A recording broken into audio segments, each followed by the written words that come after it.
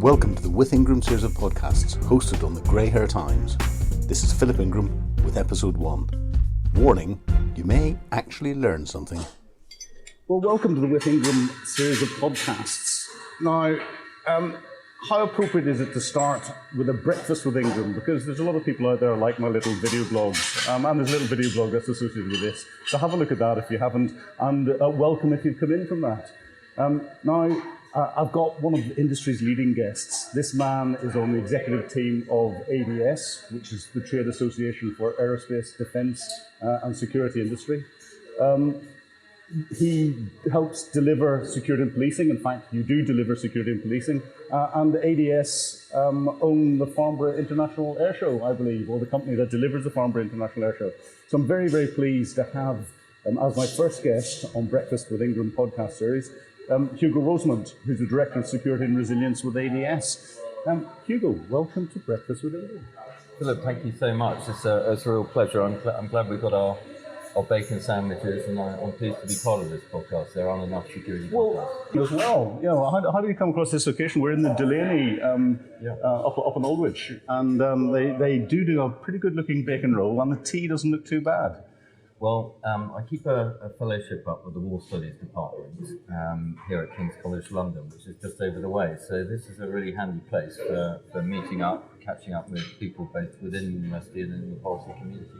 Oh, fantastic. And you've got your bacon sandwich as well, and good to see that you're a red sauce man. That's really important. Well, happy to be on message.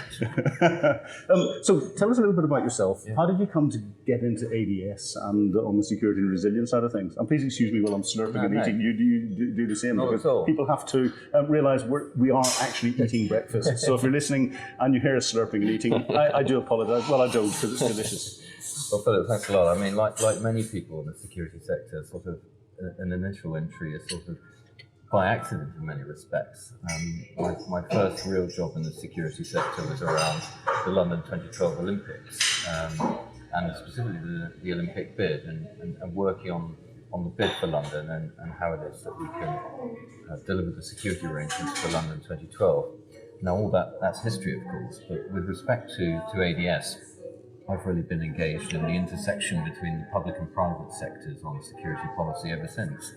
And of course, that was an interesting challenge in that respect. The event organiser, local, delivering London 2012 security, was a private organisation. It was a private company, and therefore you've got a key interface between the public and private sectors on the largest major event in the world, and the UK security community delivered it very effectively, despite some challenges, obviously. As to ADS, we are the Trade Association for Aerospace, Defence Security, as you've said. We've got 1,200 member companies there, and I've got the privilege to sort of support the security sector in that respect. We've got 650 members. And as I see it, it's another key interface between government and industry on security issues. Yeah. We're coming at it from the suppliers community, who are the suppliers of whether it's technologies, solutions, consultancy, equipment. It's a very diverse sector. And of course, government and law enforcement agencies and other end users, such as critical infrastructure, have demand and requirement for those capabilities. And so to be able to play a role in supporting that effort is what we do at ADS, and I'm lucky to be there, really. So that's how I see it, as an interlocutor to a certain extent between the public and private sectors on security. Now, a lot of people who work with the public sector see an arrogance when it comes to dealing with the private sector. And that arrogance tends to go into the almost the old-fashioned patting in the head. There. Yes, we're listening to you. We hear what you're saying, but leave us alone. We know what we're doing. Are you seeing a change in attitudes? I think I do see a change in attitude. It's interesting you see that, and we hear that sometimes as well. I mean, it can sometimes resemble a parent-child relationship in many respects. I mean, I take this right back when I'm, for example, talking to SMEs, smaller companies who are trying to get involved in the sector, to grow their business or support objectives. I think where we struggle sometimes in this area, unlike in defence, where we've had a systematic engagement between industry and government for decades, if not in centuries in some respects, is a wider non-military space we really haven't created the sort of same level of structures and the level of sort of formalised, systematic engagement between the public and private sectors. And I'm an advocate on the need for such structures. So it's encouraging that the Home Office, for example, are creating structures like the Joint Security Resilience Centre for actually doing that. But I think where we sometimes fall down is on both sides of the fence. So it's not just government in some sense, not talking down to industry, but I think there is a struggle within the system around understanding the commercial motivations and dynamics and how those play out. So there is often a good willingness to actually want to engage industry to deliver the objectives. But sometimes we fall down when we don't take account of those commercial dynamics. And on the other side, for industry, there's sometimes for those companies who are, for often the right reasons, impatience to try and support those security objectives, a lack of understanding, or at least a limited understanding in some respects, of the political and policy constraints that perhaps the officials or the politicians might have. And that, I think, is just so important to find some ways where we can bridge those two. And as ADS and other associations we work with, and indeed events that we associate ourselves with, it's very important that we meet in the middle. We speak a lot about the need for public-private cooperation. My experience of this is it's much harder to do in practice, and we really need to create those structures and pay a lot of attention to aligning those two interests in quite practical terms. It's funny, I had a meeting with General Ivan Jones, who's the Commander of Field Army, a couple of weeks ago as he launched the new 6th Division. And that's part of the provision of information operations that are out there. And one of the things I challenged them on was the ability to actually carry out information operations, given every message has got a political spin to it. And he said that's one of the greatest difficulties, is getting political backing for anything that's been said, and certainly in an expedient and timely manner. Do you think the politicians that are involved in security in the Home Office, is it a politician's issue, or is it, I'm going to be slightly controversial here, a civil servant and system issue, and the system needs to change to be able to react to the developing threats that we have today? I think the system does need to develop. I think when we come to the Home Office specifically, contrasts are all often made between the defence sector and the sort of engagement we have with the supply side. But I think we all need to be aware, for those of us engaged, particularly in the non-MOD space, we're talking about the Home Office, we're talking about associated agencies and all the rest of it, is the sort of day-to-day pressures and issues that department faces, and therefore the bandwidth to actually step back and engage with industry is much more constrained, I would say. So, for example, right now as we're speaking, we are having a new administration sort of placing a huge emphasis on law and order, placing a huge emphasis on developing alternative arrangements, or at least developing that conversation on the future border arrangements. We've got the future of CT policing and how that links to European cooperation more broadly. A whole host of issues, and we haven't even mentioned immigration and the reforms that are happening. For the ministers to have the bandwidth to step back in the absence of sort of developed or systematic structures that we don't have in the same way as we've had in the defence sector, it is quite difficult for them, and indeed for the officials, to sort of secure that airtime and the bandwidth to talk about those issues that we're talking about. It's not just about the structures, but I'm one who would say that if you don't have the structures and don't furnish them, you're going to struggle to actually get that bandwidth. And we've got to work hard to make sure that things like JSOC and other structures are there. Now, as for any sort of perception of reticence on the part of officials to actually raise these issues to ministers, I'm not sure that is the case either. We work very closely with senior officials in this area, and also law enforcement. I think where we struggle, where we find it difficult, is the disaggregation of the machinery and the state machinery for security purposes. So you've got senior law enforcement officers of obviously the 43 forces, but then multiple sort of emerging national agencies and intelligence agencies and others. So to actually get a coherent message from just the officials to sort of put that to ministers is a huge exercise in sort of interdepartmental coordination. I would say much more than in the MOD space. Yep. So we're up against it in that respect. And I think where sometimes you hear criticism, not unfairly, but I think, again, we do have to understand the context from the industry side, is that you have a sort of great emphasis on the alignment of government machinery and it sometimes feels like it is a government conversation, whereas those of us from the outside are saying we do realise that a lot of what we're talking about here, whether it's cybersecurity capability or investment in research and development to develop the capabilities that can perhaps support agencies to do the sort of operations that you mentioned, they're actually a critical component of that. You actually depend on that investment in government. Yeah. And this is where I sometimes get a bit unpopular when I sort of remind people that actually we need the mechanisms to have that. In some areas, particularly in cyber, actually, I would draw that out as well. The level of dependency is much beyond other areas of security policy.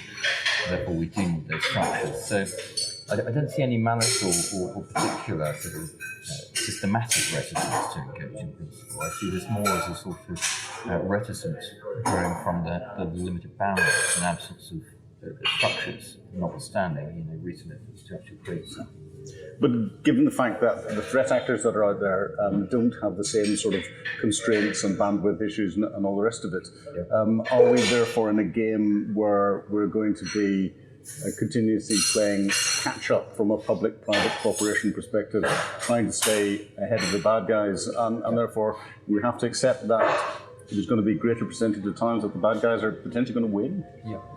I mean, I hope not, and certainly I think you'll find in the industry that you'll have a sort of deep commitment really from the individual companies to actually respond to government requests on capability or indeed, in certain cases, emergency situations.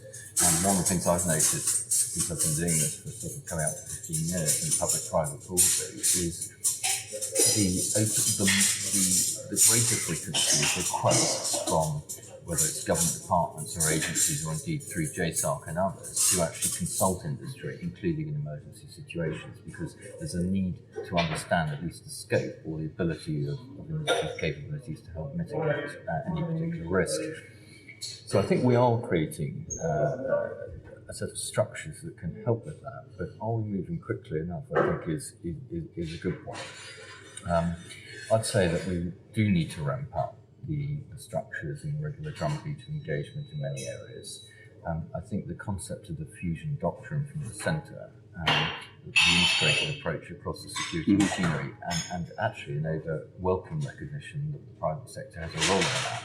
This is something that I think has been under-observed, if it's even an expression. The central government through the Cabinet Office is actually saying that the private sector is a core part of the fusion doctrine. And that's a high-level statement, but that needs to permeate through the system. And I think once you've got that acceptance, you've got a better chance of creating the structures. But it is true also, and just to sort of temper the concern, I guess, is that we've got to be extremely nimble across the public and private sectors. I mean, the incident at Gatwick Airport last Christmas, for example, is a good one because it shows that whilst industry is aware of the issues, the policy and legislative barriers to the deployment of counter-terrorism capability in the UK, we've got an incident that some have detected, not that many, but some. And then you've had a response, and we've seen since that a sort of understandable sort of growing emphasis on engagement on the supply side of the community and others, including CNI operators, to actually take that forward. Now, is that moving quickly enough is an interesting question, and we see the Defence Committee doing an inquiry on this, and I do quite expect them to be quite hard-hitting in their observations of that in due course. And there would be some companies who would say, well, look, we've been aware that this has been an issue for well over 5 years, and we haven't necessarily, we haven't had the traction that we would want, and we would note that the legislative environment has not changed.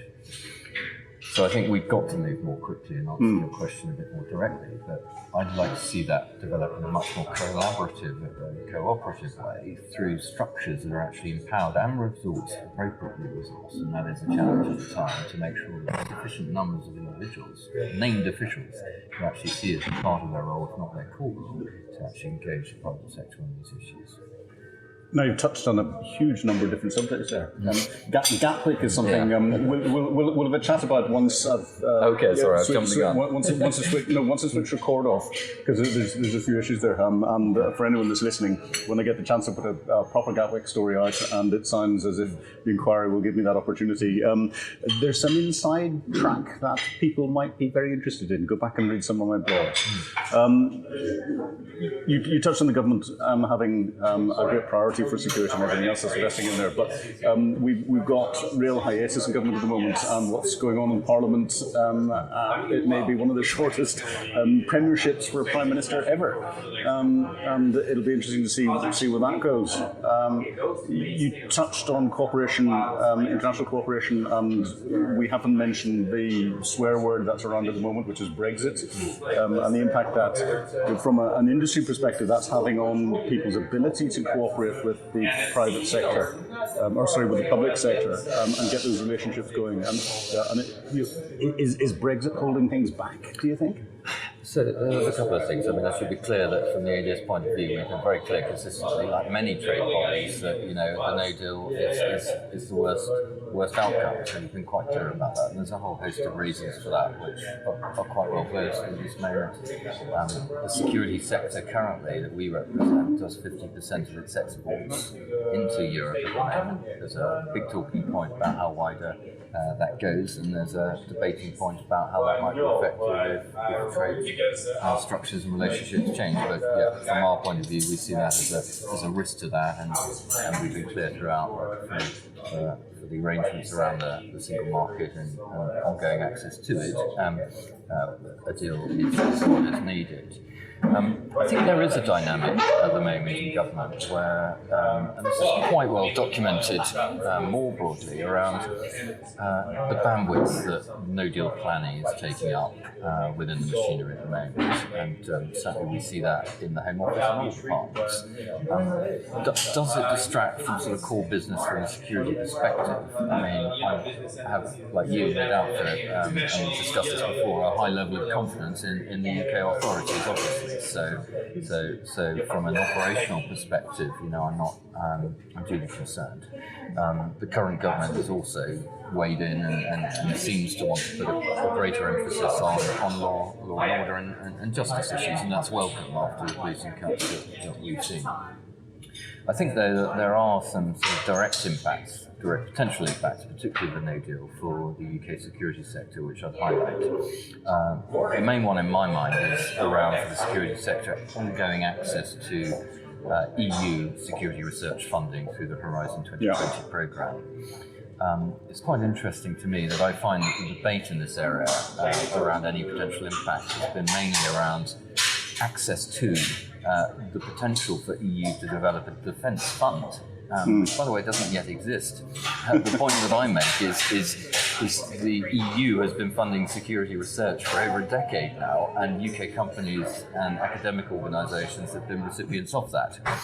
Now, I don't want to overstate it, because I do believe that in any scenario there will be a strong focus from UK government on security and technology investment.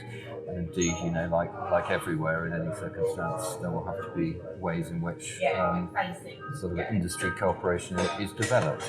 But from where we sit, it's much more preferential that there is an ongoing access and engagement with that programme.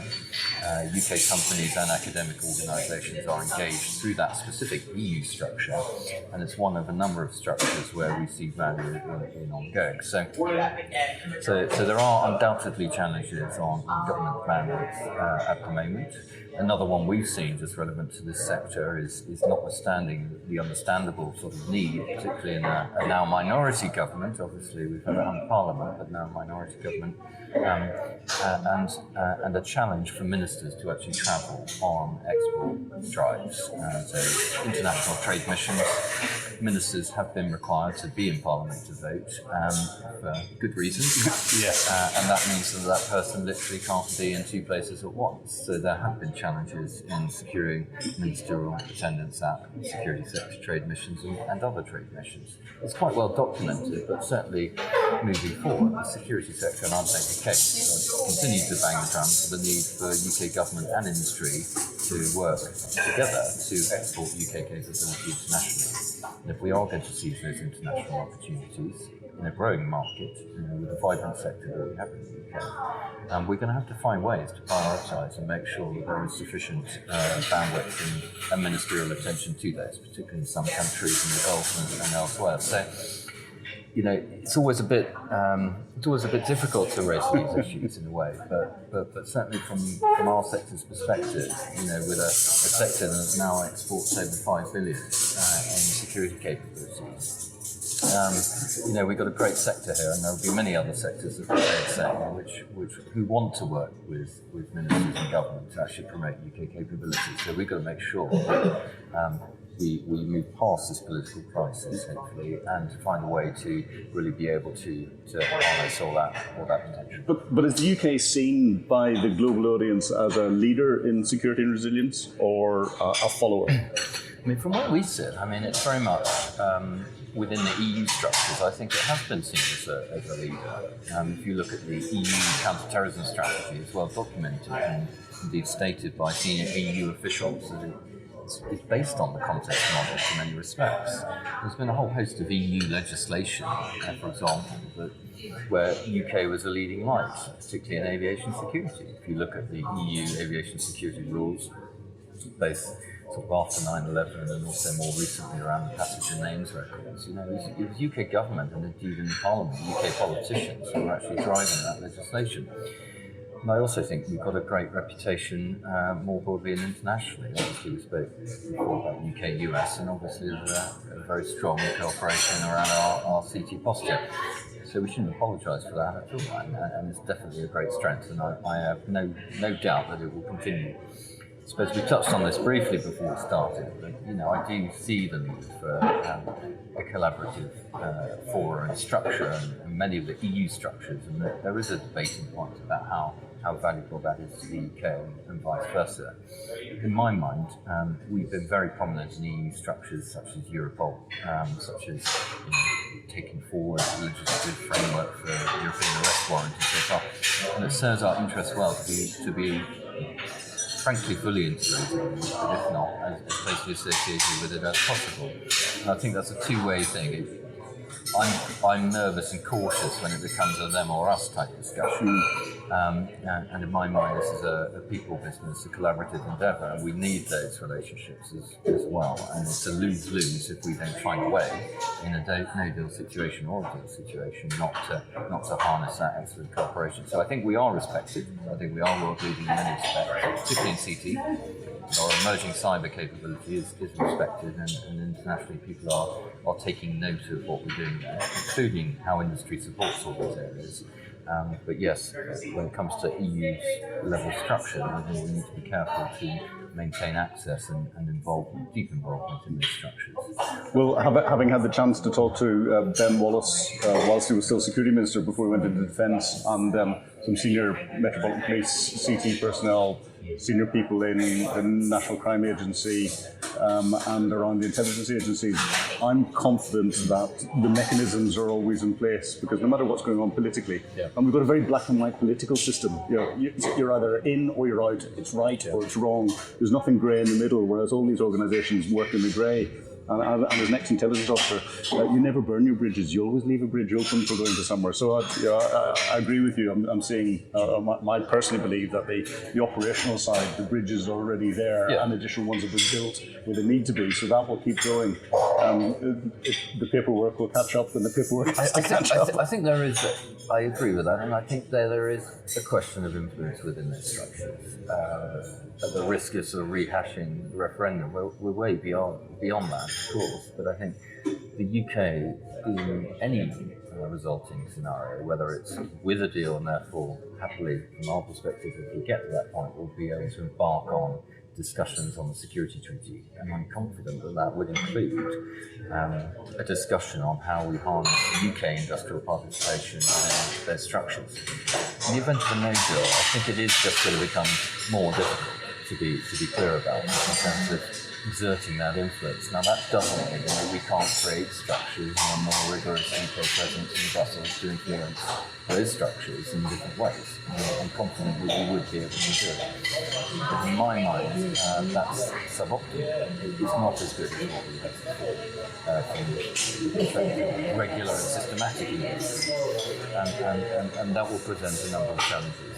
As for the operational side, no, like you, I'm confident that the individual forces and individual agencies have that regular engagement, and we will find a way. So, but I think you are, alongside that, you are also hearing from both politicians and, in many cases, the operators, who sometimes criticise the way into this, to say that they do prefer that arrangement. They do prefer a close, structured relationship, and therefore we should be looking to take forward a security treaty. An interesting point will become, to what extent there's any prospects for a security treaty if for whatever reason went the way of no deal. But we're heading into a sort of speculative sort of discussion in that respect. There's no indication yet from our partners in the EU that they would engage in that. But we're not at that point yet. So I think clearly from our point of view, it's another reason why ADS, for its part, on the industry side, in this case the security side, it's clear that the deal is very much what we want. It's the worst of possible worlds not to do that from our side. So ADS, you're given a magic wand. You can wave it and get one wish that's going to get everything sorted out. What would that be? Well, it's interesting actually. Thanks for asking, because we've just been sort of putting forward our thoughts on the spending review actually, and of course we've got a 1 year sort of an expedited spending round this time, obviously heading in probably to a comprehensive spending review next year. For me, on the security sector, and obviously ADS speaks to aerospace, defence, but I'm going to stay in my lane, as it were. We sort of touched on it at the beginning, in a way, but I would certainly focus with a rather general statement, and there are many sub-points to this, but a strengthened and much enhanced and properly resourced systematic engagement between the public and private sectors on security. I think it sometimes surprises people when I sort of say things like that, and they say, well, hang on, don't we have these structures? And I'm like, well, we have emerging structures, but those structures don't... Number one, they need to be continually supported and justified. They have to justify themselves as well to a certain extent. And we really don't want to go back to the days as recently as, shortly before 7/7, in fact, where we literally did not have strategic engagement on these issues at all. And so, for me, it is a commitment to a systematic engagement structure and sufficient attention from senior policymakers and indeed politicians to give that. And from the industry side, because it is a two-way process, to make sure that industry is bought into that and is contributing in a very constructive way. And there are two areas. It is about growing the businesses of the security sector. There are companies of all sizes who want to grow their businesses with security capabilities. But it is also about supporting the UK national security and policing objectives. And when we sort of align those interests and engage government on those terms, I think we find that it's a very constructive partnership. And it's in that context that actually government, both politicians and operators, actually do value the engagement. It gets a bit tricky when we haven't done that. So it's a real focus there, Philip, I think, on creating this sustainable, systematic structures for engagement between public-private sectors and security. And the thing that frightens me is the UK is probably one of the most joined-up countries in the world when it comes to government engagement with the private sector, with the mechanisms and organisations that we have in place, the way our different intelligence agencies and security agencies cooperate and talk to each other. And if we're having these problems, God knows what's going on elsewhere. Wrapping up our little chat, you've got your fingers in most of the pies across the industry in the country and view out across the globe. What keeps you awake at night? It's maximising the potential of this cooperation, and so often it's sort of trying to make sure that we're doing the right thing in terms of supporting the immediate concern, the day-to-day, the priority of whatever incident it might be. And I know you've covered in your blogs and your materials sort of some of the very high-profile, non-traditional risks that we're facing. whether it's an attack by a state on UK soil, whether it's a high-profile cyber attack that, if not directed at the NHS, has had a significant impact on it, whether it's I mean, we don't even know who it was, as far as I'm aware, in terms of a hostile use of drones to disrupt our major transport hubs. You know, these are the issues where I find that industry has actually got good solutions, right? If engaged properly and hopefully not always in an emergency situation, in a more strategic way, we can actually create a mechanism through which we can sort of have an open exchange, although sometimes under necessary restrictions between government and industry to meet those challenges. So it sounds, I don't know if it keeps me awake at night. That's probably more to do with my 3-year-old son, to be quite honest with you. But it's certainly something that I think about in terms of are we actually maximising the situation? Are we fulfilling our potential? Are we supporting those national security and policing objectives as best we can, in the same way as making sure that the commercial motivations are harnessed also, because that's a good thing for prosperity as well. So it's aligning those things and making sure, and in such a diverse sector with so many different players and departments and agencies, the coordination of that is one thing. That literally keeps me up at night if I'm just trying to keep up on the emails. But actually, the serious point is, you know, are we always appropriately supporting the breadth of issues that we confront? You know, state, non-state, criminal groups, digital, physical threats, and the breadth of the UK sector that can support those efforts, harnessing those.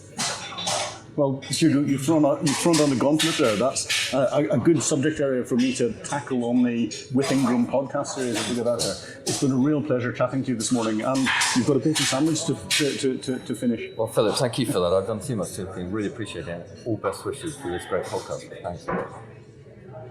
Hugo, thanks. Okay.